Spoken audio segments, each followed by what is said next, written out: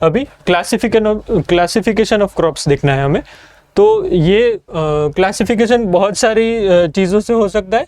तो फर्स्ट है ये हमारा बेस्ड ऑन सीजन, ये सबसे बेसिक वाला क्लासिफिकेशन है और बहुत सारी जगह पे ये पूछा भी जा सकता है। ठीक है, आपको पता होना चाहिए कि ये सीज़न कब होता है और कोई भी क्रॉप है वो कौन से सीज़न में बोया जाता है। हम आगे देखते हैं उसमें। पहले आता है खरीफ। खरीफ यानी जब मानसून स्टार्ट होता है, जब फर्स्ट रेन आता है, तब बाद में आपने देखा होगा कि जो फार्मर्स है वो जल्दी से अपना जो सीड्स है वो प्लांट करने में लग जाते हैं। तो तब जो क्रॉप बोए जा रहे हैं वो क्रॉप्स हमारे खरीफ क्रॉप्स हुए। उसका टाइमिंग देखते हैं। Crops sowed on the onset of monsoon. First rain आ गया, सेकंड रेन आ गया, ऐसे अभी सिर्फ मानसून चालू ही हुआ है, तब वो जो होता है उसको खरीफ वाले क्रॉप्स बोलते हैं। पहले जून जुलाई में उसको प्लांट करेंगे और सितंबर अक्टूबर में उसको हार्वेस्ट करेंगे। तो जून जुलाई से लेके सितंबर को टू अक्टूबर है, उस रेंज में जो भी सीज़न होता है उसको खरीफ बोलते हैं। और तब जो भी क्रॉप्स को बोए जाते हैं वो सब खरीफ क्रॉप्स हो गए हमारे। एग्जाम्पल, पैडी यानी राइस, मेज यानी क्रॉप, कॉटन होता है, जूट होता है, शुगर केन होता है। इससे आप ये भी समझ सकते हैं कि जिस क्रॉप्स को ज़्यादा वाटर की ज़रूरत रहती है वो हमेशा खरीफ में होंगे। फॉर एग्जांपल शुगर केन है, उसको भी वाटर की बहुत ज़्यादा ज़रूरत रहती है। जूट है वो भी ऐसा है, पैडी है वो भी ऐसा है। अगर आपको कुछ याद नहीं आ रहा है और उसको आपको पता है कि ये जो क्रॉप है उसका वाटर इंटेंसिटी बहुत ज़्यादा है, उसको वाटर बहुत ज़्यादा चाहिए, तो आप वहाँ पे अगर पूछे और आपको पता नहीं हो तो आप खरीफ टिक कर सकते हैं वहाँ पे as an educated guess. Okay, फिर देखते हैं राबी क्रॉप्स यानी क्रॉप्स सोन इन विंटर। ठीक है, और उसका टाइमिंग देखते हैं। अक्टूबर दिसंबर में उसको प्लांट किया जाएगा और अप्रैल टू जून में हार्वेस्ट किया जाएगा। अभी आपने क्या बोया है उस पे बेसिस पे है। कोई आपका क्रॉप है वो 6 मंथ में हो जाएगा, कोई ज़्यादा टाइम लेगा, कोई कम टाइम लेगा, ऐसा होता है। उसका एग्जाम्पल वीट, ग्राम, मस्टर्ड, ये सब हमारे राबी क्रॉप्स हो गए। ठीक है, नेक्स्ट है हमारा zaid crop. Zaid in between rabi and kharif में जो होता है ज़ईद सीजन बोलते हैं उसको। तो जो राबी और खरीफ में 2-3 महीने का जो भी गैप रहता है कि मैंने जल्दी हार्वेस्ट हो गया, मेरा क्रॉप था वो, तो अभी मेरे पास 3 महीने का टाइम है, तो तब मैं जो क्रॉप्स हार्वेस्ट करूँगा वो ये एरिया में ज़ईद वाली जो सीज़न है उसमें आएंगे। मेनली शॉर्ट ड्यूरेशन क्रॉप, क्योंकि मेरे पास कितना 2 से 3 महीना ही होगा, तो इसलिए जल्दी से जो क्रॉप मैच्योर हो जाए ऐसा मुझे करना पड़ेगा। उसमें क्या आएगा, वाटरमेलन, मस्क मेलन, क्यूकम्बर, ऐसे जो क्रॉप्स है वो आएंगे। ठीक है, तो ये बेस्ड ऑन सीजन हमने क्लासिफिकेशन ऑफ क्रॉप देखा। अभी नेक्स्ट देखते हैं। अभी बेस्ड ऑन यूटिलिटी, बहुत इजी है ये, तो आपको सिर्फ नाम से ही पता चल जाएगा। देखते हैं फूड क्रॉप्स, फूड यानी खा सकते हैं ऐसे क्रॉप्स। ठीक है, जिसका खाने में यूज़ होता है ऐसा फूड क्रॉप्स। सीरियल हो गया, सीड्स हो गए, पल्सेस हो गए, स्पाइसेस हो गए, सब को हम कंज्यूम करते हैं। ठीक है, सीड्स में आप तिल ले लीजिए, सेसमी बोलते हैं उसको, ऐसा ही कुछ होता है तिल। फिर सीरियल में आपने जो वीट हो गया वो सब हो गया। पल्सेस हो गए हमारे, हमने चना दाल ले ली, ऐसा सब, तो वो पल्सेस हो गए, स्पाइसेस हो गए। फूड क्रॉप्स हो गए हमारे। Feed and forage crops, feed यानी जो एनिमल फीड होता है हमारा, एनिमल में दोनों आ गए, पोल्ट्री में आपको देना है, पिगरी में देना है, या फिर आपको जो डेयरी में जो कैटल है उसको देना है। तो ये सब जो फीड और फॉरेज क्रॉप है उसमें आता है। तो उसमें उसका एग्जांपल क्या है, अल्फा, बेरसीम, ओट्स, ये सब जो क्रॉप्स है हमारे वो फीड एंड फॉरेज क्रॉप्स है। फिर ऑयल सीड क्रॉप्स, नाम से ही पता चल रहा है, सनफ्लावर, ऑलिव, सोयाबीन। ठीक है, कोई इसमें एक्सप्लेनेशन की ज़्यादा ज़रूरत नहीं है। फाइबर क्रॉप्स, जिसमें से फाइबर आ रहा हो, कॉटन जैसे आपको पता है, फ्लैक्स सीड उसका हो गया, हेम्प हो गया हमारा। फिर ऑर्नामेंटल यानी हमें जो एस्थेटिकली अच्छा लगता है, ऐसे जो हमने बाहर देखा होगा ऐसा, plants and trees used for landscaping और गार्डनिंग। ठीक है, तो जो एस्थेटिकली अच्छे लगते हैं वैसे वाले जो भी क्रॉप्स होंगे वो इसमें आएंगे। फिर इंडस्ट्रियल और कैश क्रॉप के बारे में आपने देखा होगा कि ये जनरली प्रॉफिट के लिए होते हैं, क्योंकि हम उसको डायरेक्टली कंज्यूम नहीं कर सकते। तो इसका क्या होगा, हमने वो क्रॉप हार्वेस्ट किया, वो कोई इंडस्ट्री में जाएगा और वहाँ से वो आउटपुट होगा, वो चीज़ हम कंज्यूम कर सकते हैं, या फिर उसका कोई यूज़ हो सकता है। फॉर एग्जांपल रबर है, तो उसका सिर्फ लेटेक्स हमने कलेक्ट कर लिया, फिर वो फैक्ट्री में जाएगा और वो प्रॉपर रबर बनेगा, उसमें से टायर बनेगा, फिर वो यूज़ में आएगा।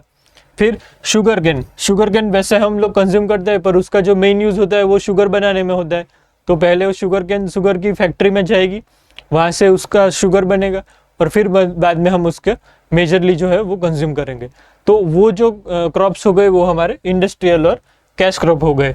कैश क्रॉप क्यों बोलते हैं, क्योंकि उसमें प्रॉफिट ज़्यादा होता है जनरली, इसके लिए उसको कैश क्रॉप बोलते हैं।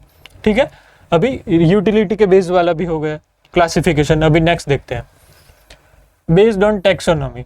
ठीक है, ये इतना याद रखने वाला नहीं है, उतना आप उसको क्या इतना इम्पोर्टेंट भी नहीं है। जो सबसे पहले वाला था, जो खरीफ ज़ईद वाला, वो सबसे इम्पोर्टेंट है। ये आपको पता होना चाहिए कि ये क्या है। देखते हैं, taxonomy is the science of naming, describing and classifying organisms and includes all plants, animal and micro organisms of the world. ठीक है, साइंटिफिक नेमिंग का भाई है ये। साइंटिफिक नेमिंग जनरली दो पार्ट में होता है, पर टैक्सोनॉमी क्या है, कोई भी एक फैमिली है, उसका नाम दे देते हैं वो, और फिर उसके अंदर वो जो आता है उसको बोलते हैं टैक्सोनॉमी। तो फॉर एग्जांपल क्रूसीफरस बोलते हैं, क्रूसीफरस वेजिटेबल्स ऐसे बोलते हैं। उसमें क्या क्या आता है, रेडिश आता है, कैबेज आता है, कॉलीफ्लावर आता है।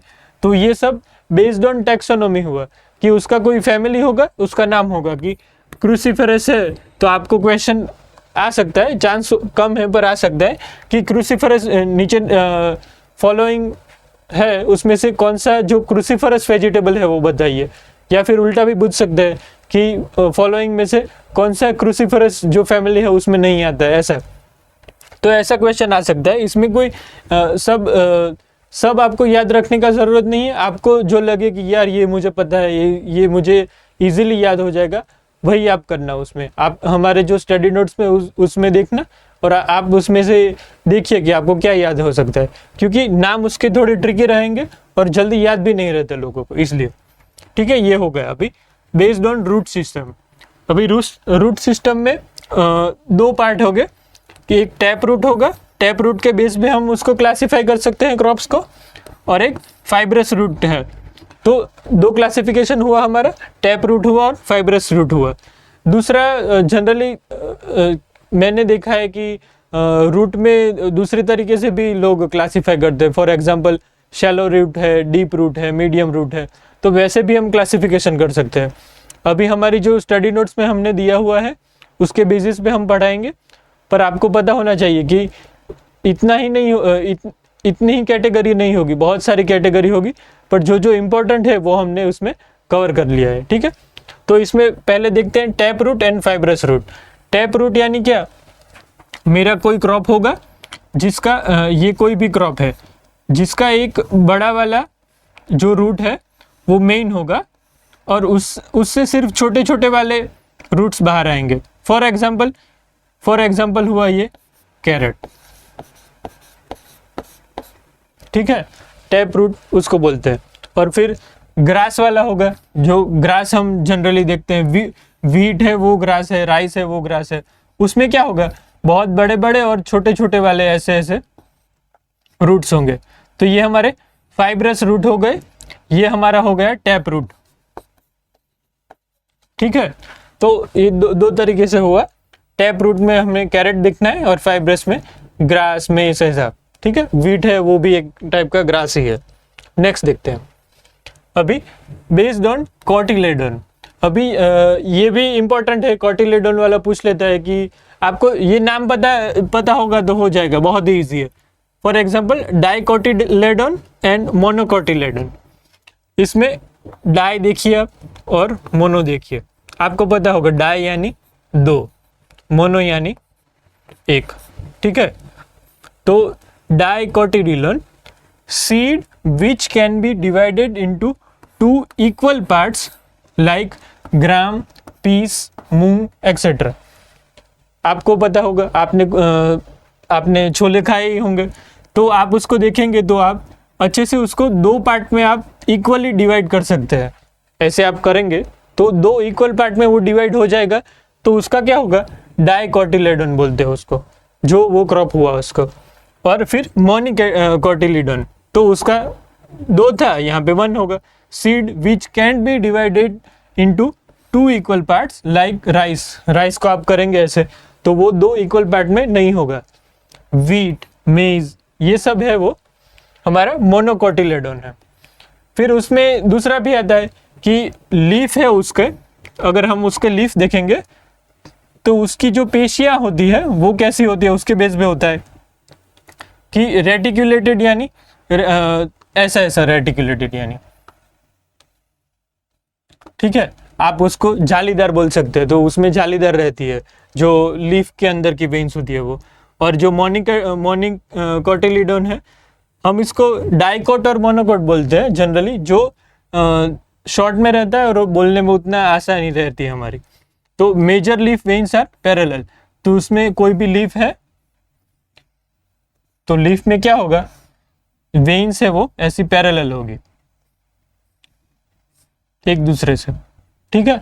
तो वो हमारा हो गया मोनोकोटिलेडोन, ठीक है। नेक्स्ट देखते हैं अभी बेस्ड ऑन क्लाइमेट है, क्लाइमेट से कैसे हम करेंगे वो देखते हैं। टेम्परेट क्रॉप्स, अभी पहले ये देख लीजिए, ये हमारा अर्थ है और अर्थ में ये बीच में है वो इक्वेटर है। आपको पता होगा, आपने जियोग्राफी में पढ़ा होगा अपने स्कूल टाइम में। तो ये इक्वेटर है, ये हमारा ट्रॉपिक ऑफ कैंसर है, ये ट्रॉपिक ऑफ कैप्रिकॉर्न है। तो ये जो एरिया है हमारा, जो ऑरेंज वाला एरिया है वो हमारा ट्रॉपिकल एरिया हो गया, ठीक है।